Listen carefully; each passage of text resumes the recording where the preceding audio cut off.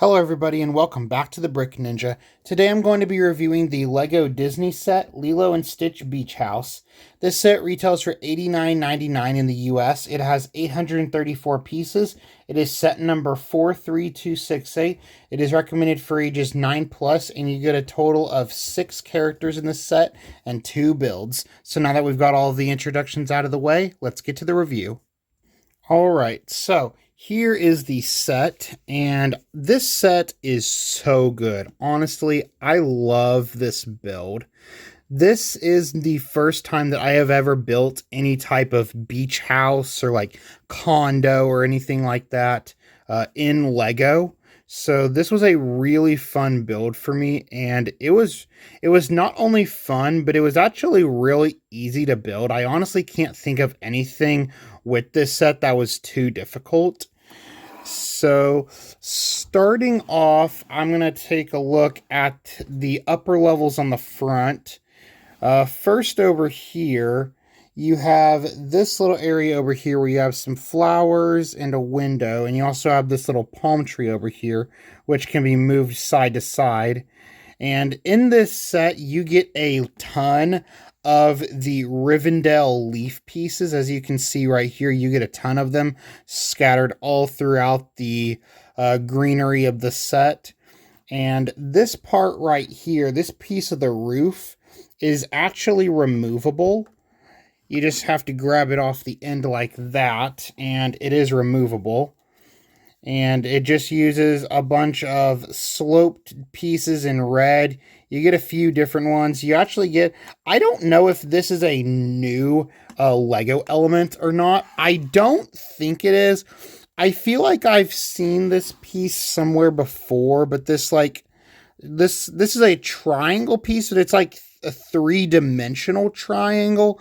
That's kind of the best way that I can describe this, even though it's like, duh, it's all three-dimensional. It's not a two-dimensional flat, piece of paper, but that's the best way that I can think of to describe that.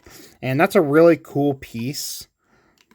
And this little roof area can just reattach right here. If you want to, you could have it like that, or you could have it going this way so that it matches the rest of the roof over here, which, similar to this, just uses a bunch of red pieces, some slopes, some oranges, and also some kind of yellow, like, I don't know. It's these right here, these ingots. I don't know what color you would call those. It almost looks like the color of an orange, like the food orange. It almost kind of looks like that color. But anyway, moving on to some of the details of the treehouse down below. So you have the steps right here, and you also have this area that's in front of the house. There's a lot of open room here, so there's a lot of space for minifigures, which is really cool. And you have, of course, the front door and their doggy door, which they do have, despite not having a dog or any type of pet at the beginning of the movie. And like you saw, this can open.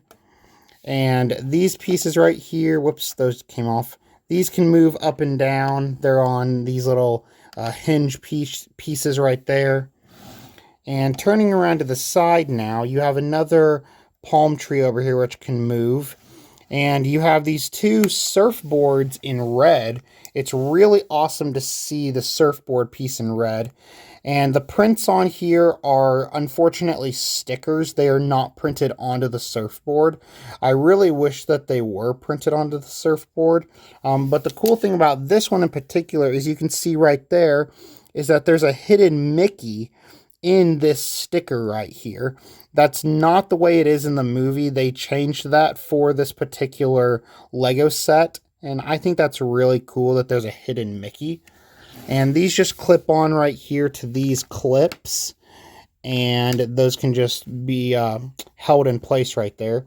And you also have a little frog right here, which I'm guessing that this is a reference to the frog that Stitch runs into a couple of times during the movie when he first arrives on Earth, and then I believe again at the end of the movie. I'm pretty sure that that was a frog that he was with in the final battle or final act. I guess it was kind of a well, no, that wasn't a battle. That the final act of the movie, yeah. Um, and now moving over here, there's not really anything over here, just more leaves.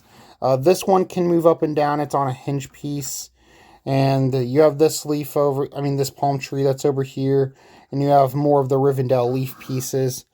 So that's pretty much everything in the front.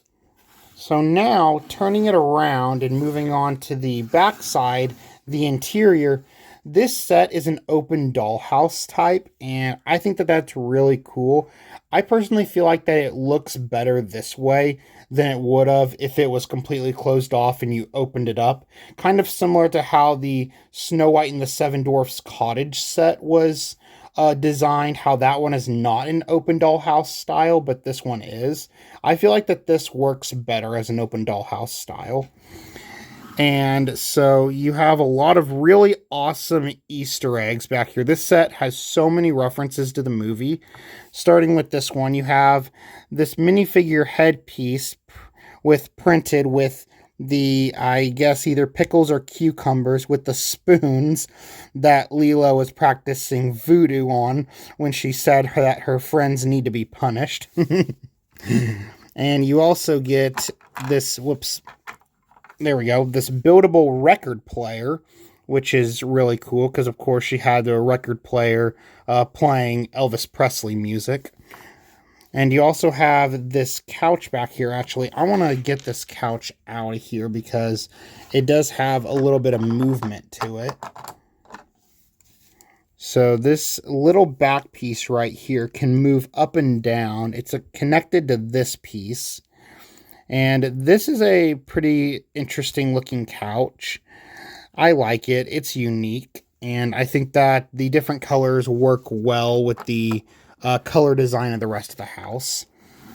And moving on to the kitchen, you can see right here on the refrigerator, there's the Me Alone sticker. And you have right here, if I can reach in here, there we go. You have a frying pan with this little piece of a black flame from when the food was overcooked and there was black smoke going up all over the place. And you also have a little sink and a dishwasher and a dryer, and I'm not exactly sure what this is right here. There's nothing inside of it. And that's everything on the lower level of the house. Now taking a look at the upper level of the house. Starting with Nani's bedroom, you have a small bed for Nani, and you have a little lamp, and you have what's probably the best Easter egg in the entire set. You have, and this is a sticker, not a print, but this is the Mulan poster. And I have no idea why there is an Easter egg to Mulan inside of a Lilo and Stitch set, and that is not focusing. There we go, finally. This is a really awesome design for this sticker, and it's really cool. So it's nice that there's because these are two completely separate Disney movies, and it's just cool to see Disney thrown in with something else Disney. And this just attaches to the wall. There we go. This just attaches to the wall right here. There we go. And we also have another sticker right here. There we go. I apologize for all the blurriness in this video. This is also a sticker, and it's really cool. It's their family picture. Now, the only thing with this sticker is that, of course, as you can see, Jumba and Plinkly are included in this sticker, and of course, they are absent from this set, which is a big bummer. I really wish that they were included in this set, but It's a really cool sticker nonetheless. And now moving over here, we have this little trophy right here. And now we have Stitch's bed with some more film Easter eggs. So this is a crate with the sticker Aloha Pineapple. And inside you have a couple pieces to make up his bed. And you have the bottle of coffee that Lilo gives Stitch his first night at their house. And you have, of course, this set would not be complete without the Ugly Duckling book. And inside you have a sticker with the I'm Lost page, which is very sad, but very awesome that it's included here, because this book is such an important part of the movie, and it's a really nice inclusion. And this little crate, it just goes right here, right on the other side of Lilo's bedroom. It just clips into place. Whoops. And now moving on to Lilo's bedroom. In this set, you get a guitar, which is, of course, not a new Lego element. This piece has been around for several years, but it's still a really awesome piece to get nonetheless. I love this Lego piece. And taking her bed out, if I can, or part of the bed at least. Here's her bed. The pillow is on a 1x2 white cheese slope, and it just connects onto the back. And you have, this is really interesting. It's supposed to be a lamp. So you have this orange cupcake piece that I think came out, this piece was first introduced last year. And you also have this minifigure trophy, and it just, you clip this on, and it makes up a lamp. It's a really weird and unique way to create a lamp in Lego, and it's really creative and innovative. And even though, like I said, it is a really weird way to go about it, I like it. It's a good weird. And now looking right here, this is another sticker right here with a whole bunch of pictures that Lilo has taken. And moving in a little bit, as you can see there on the far side, that's the picture of Lilo and Nani with their parents. And at the end of the movie, when she adds Stitch to their family picture. And you have some more pictures right there. Stitch holding a leaf over a sea turtle, which I wonder if that could be a reference to the opening scene of Moana, when Moana held a leaf over a baby turtle. I wonder if that's a little Easter egg to that. So that's pretty much everything. You also do have this piece up here, which is from the end of the movie after they rebuilt their house. You have this little round dome piece up here that they added. So that is everything with the beach house. Now taking a look at the spaceship. This, I believe, is supposed to be it's supposed to be a miniaturized version of the space police cruiser that Stitch escaped in at the beginning of the movie. And inside you have this 1x2 cheese slope piece with a printed tile on it. That is not a sticker, that is a print. But then over here at the front, this is a sticker. And these parts in the back can move up and down. And part of the design of these like thrusters are the same cupcake piece that you saw earlier in orange, but in kind of a grayish color, and you do get two of them. So that's cool. And there is enough room in here for you to be able to have one minifigure standing up in the front. And potentially, I actually haven't tried it. Let's see, you can have one minifigure standing in the front, and let's see if you can have another minifigure standing in the back. You can. she's kind of tilted back a little bit, but she can fit in there. So you can fit two minifigures as long as they're both standing up. Although she just came off of that, so it's a tight squeeze. Here is Lilo, and this is a great minifigure.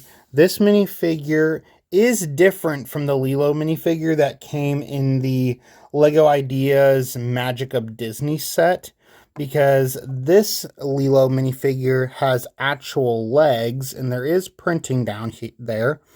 This is the same torso that came in that Lego Ideas set, and it's the same face, but it's a great face for Lilo. This is a different hairpiece that then comes in that set, and it does have a hole on the side for you to be able to attach a little flower. And her accessory is this camera for her to take all of her pictures.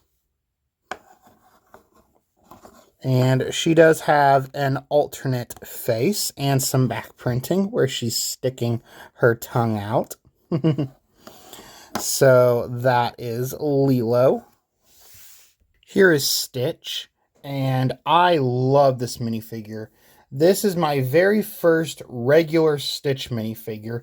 I do have the Experiment 626 version of Stitch from the Disney 100th Anniversary series, minifigure series, but this is a great minifigure. I love the molded head. It looks so good. The colors inside the ears are perfect. You can see on the torso there's a little tuft of fur right there. And his accessory is this little ray gun.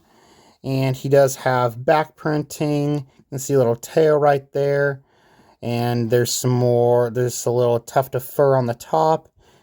So this is just a great minifigure, and this minifigure is actually exclusive to this set. It is different from the Stitch minifigure from the very first Lego Disney Collectible Minifigure Series #1, because this Stitch minifigure is a different shade of blue. This specific shade of blue for Stitch is more in line with the big buildable Stitch figure that was released last year. Here is Scrump, and this is a interesting inclusion. So this is, of course, Lilo's doll in the movie, and for this character, let's call it, Lego has decided to go the Lego Dreams route and use the Lego Dreams Dreamling body piece with the minifigure head. Whoops. And overall, my opinion on this is that while this looks cool and the printing for this head is great, there's no printing on the back. I wish that Lego would have not done this. I wish that they would have made Scrump a Lego teddy bear, because Lilo cannot hold this. The only way that you can really get her to hold it is on the bottom. And if you do that, it technically does work, and it honestly looks good, but it would just look way better if she was able to hold Scrump on the arm, and it just won't fit in her hand. Like, even if you can get it in there a little bit, he just won't stay. So I really wish that they would have gone with the Lego teddy bear piece for Scrump instead of the Lego Dreams Dreamling body piece. But overall, despite me not really loving the way that they went about designing this character, the actual printing on the minifigure head is really good. Here is Nani, and this is a fantastic minifigure. This minifigure uses the Pocahontas hair, which is supposed to be wind-swept, so it looks like it's swaying in the wind. And she is wearing a crop top, I believe that's called, and some jeans. And removing the hairpiece, she does have a second facial expression where it's more of a kind of like smirking, like I've got an idea kind of face. And there's the back printing. And this minifigure has dual molded arms, and this is coral. So that's a really awesome color to get for dual molded arms. And this is a fantastic minifigure. And this minifigure is just wearing generic civilian clothes, nothing overtly specific. So if you wanted to, you could easily take this minifigure apart and use it for customs, because there is nothing here that's overtly uh I know I just used the word a minute ago, but I already forgot it. Either way, so that is Nani, and she might be my minifigure. She might be my favorite minifigure in this set. I'm not 100% sure. It's probably either her or Stitch, but she is really great. Here is David, and this is a fantastic minifigure. His accessories are his batons that he has on fire during his performance right before Nani gets fired from that luau cafe or whatever that is. And he has a little bit of arm printing right here, just on this arm. The other arm doesn't have any printing. And his torso, let me move these down. His torso is really cool. He has his necklace right there, and he's shirtless. And you do see that detail of the printing continued onto the back. And his pants are mostly red, with a little bit of kind of lightish gray, kind of dark green right there, which I guess are supposed to be for the like leaf things that he has around his ankles. I'm not exactly sure what those are called. And his face print is really good. He has this big, happy, smiling face. And now taking off his hairpiece, he does have a second face print where he has an even bigger smiling face. So David is just a happy guy by the looks of it. Here is Agent Bubbles, or Mr. Cobra Bubbles. And I love this minifigure. His face print is perfect with the sunglasses and the mustache and the suit, and he just has plain black legs, and he does have his suitcase and just a little bit of back printing.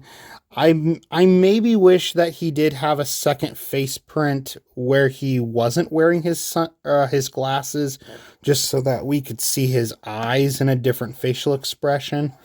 But this is still a really great minifigure, and even though it's quite simple, because it's literally just a man in a suit and tie, it's very simple, but it works really well because it's more about the face than anything else, and the face is spot on for how the character looks in the movie. So that is my review of the Lego Disney Lilo and Stitch Beach House set. And like I said earlier in the video, I love this set. It is really cool. It's really fun. It is an awesome tribute to Lilo and Stitch. It has so many fantastic references to the movie, and all of the characters that you have here are great. And the price for this set, for being a Lego Disney set, like, as much as I love Lego, as much as I love Disney, and as much as I love Lego Disney, I have to be completely honest. The Lego Disney theme is one of the most overpriced Lego themes in the entire Lego catalog of all of their themes. From their licensed themes, such as Disney, Marvel, Star Wars, their gaming themes that are licensed, to their non-licensed themes, like even Ninjago can be a little overpriced sometimes. But this set, surprisingly, has a fantastic price and a fantastic price-to-piece ratio. $90 US for 834 pieces. That is a really good price-to-piece ratio. Like, yes, For $90, I feel like maybe the number of pieces in this set should honestly be closer to 900. But it's still plenty of numbers over 800, and I still think that it's a really good price to piece ratio. This set under $100, I don't see how you could really complain about the set too much. Like maybe a few things here and there could have been changed, to maybe make the price be brought down a little bit, but overall, price wise, there's really nothing to complain about. Now, what I do want to complain about a little bit is the absence of Jumba and Pleakley, because I can't believe they're not in this set. I love this set, and I love all five of these minifigures. But the fact that Jumba and Pleakley are not here is really sad, because I would have paid an extra $10 or even $15, like if they wanted to make Jumba a big fig or something, because he's a very big and large character. Like I would have paid $100, $105, I would have even paid 110, not any, I probably wouldn't have paid over 110. That would be my max, honestly, but I would have paid more if they had included the two other characters, besides Gontu, is that his name? The general that is hunting Stitch at the end of the movie. Besides him, Jumba and Pleakley are the other two main characters that really should be in this set. So, I don't know why LEGO didn't include them, but hopefully if this set does well enough, then maybe LEGO will make another Lilo and Stitch themed set in the future, maybe a spaceship or something, and that set can have Jumba and Pleakley in it, because this set really should have had them. It just would have made it that much better, because this set is already amazing, and that just would have made it extra amazing. So that's pretty much all I have to say on this set. Like I said, my only gripes are the missing characters. I have really no complaints with this set. I love the aesthetic of it. The characters are awesome, and it's a great representation of what's probably one of my favorite animated Disney movies.